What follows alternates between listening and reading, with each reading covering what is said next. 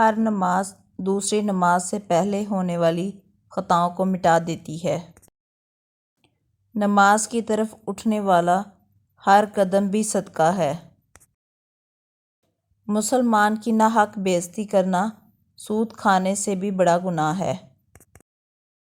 رسول اللہ صلی اللہ علیہ وسلم نے فرمایا، میں اس شخص کے لیے جنت میں ایک محل کا ذمہ دار ہوں جو حق پر ہوتے ہوئے بھی جھگڑا چھوڑ دے۔ اللہ سے پناہ مانگا کرو آزمائش کی پریشانیوں سے، بدبختی سے، برے خاتمے اور دشمن کے ہنسنے سے۔ قرآن پڑھا کرو کیونکہ قیامت کے دن یہ اپنے پڑھنے والوں کے حق میں سفارشی بن کے آئے گا۔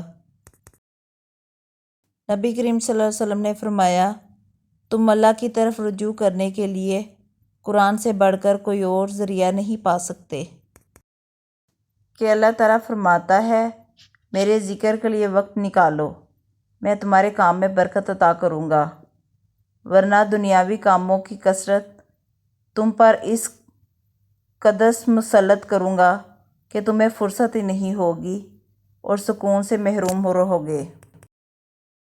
نیکی انسان کی عمر کو زیادہ کرتی ہے۔ تمہارا صبر تمہیں کامیابی عطا کرتا ہے۔ خیال کا پاکیزہ ہونا روح کی پاکیزگی کو ظاہر کرتا ہے۔ اگر کوئی شخص آپ کو عزت دے تو اس کا یہ مطلب نہیں کہ آپ بہت عظیم ہیں، بلکہ یہ کہ وہ شخص خود ایک اعلیٰ ظرف انسان ہے۔ توبہ کرنے والوں کی صحبت میں بیٹھا کرو کیونکہ وہ سب سے زیادہ نرم دل ہوتے ہیں۔ عبادت کے لیے فرصت کی نہیں توفیق کی ضرورت ہوتی ہے۔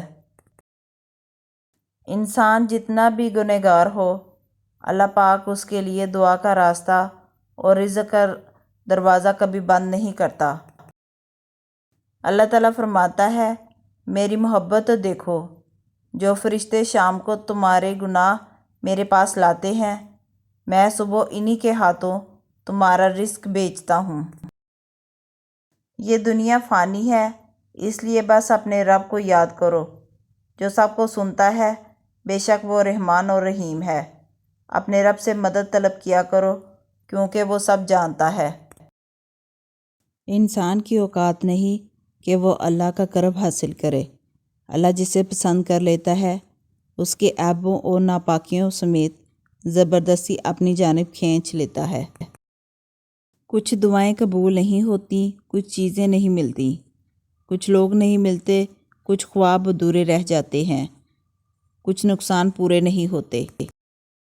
رسول اللہ صلی اللہ علیہ وسلم نے فرمایا، کفار مسلمانوں پر غالب ہو جائیں گے، مسلمان زیادہ ہوں گے مگر غلام ہوں گے، کیونکہ وہ دنیا سے محبت کریں گے اور موت سے ڈریں گے۔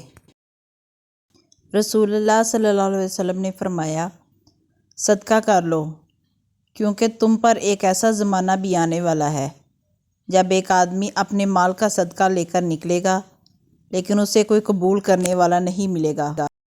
نبی کریم صلی اللہ علیہ وسلم کا ارشاد گرامی ہے، ہر بندے کو اللہ تعالیٰ کا پیغام ہے کہ اے ابن آدم، تو میرے ضرورت مند بندوں پر اپنی کمائی خرچ کر، میں اپنا خزانے سے تجھ کو دیتا رہوں گا۔ غصہ شیطان سے پیدا ہوتا ہے اور شیطان آگ سے پیدا ہوا ہے اور آگ پانی سے بجھائی جاتی ہے۔ اگر تم میں سے کسی کو غصہ آ جائے تو اسے وضو کر لینا چاہیے۔ صدقہ سائل کے ہاتھ سے پہلے اللہ تعالیٰ کی بارگاہ میں جاتا ہے۔ اللہ تعالیٰ فرماتا ہے، اے ابن آدم، جب تک تم مجھے پکارتا رہے گا، تیرے اعمال جیسے بھی ہوں میں تجھے معاف کرتا رہوں گا اور مجھے تیرے گناہوں کی کوئی پرواہ نہیں۔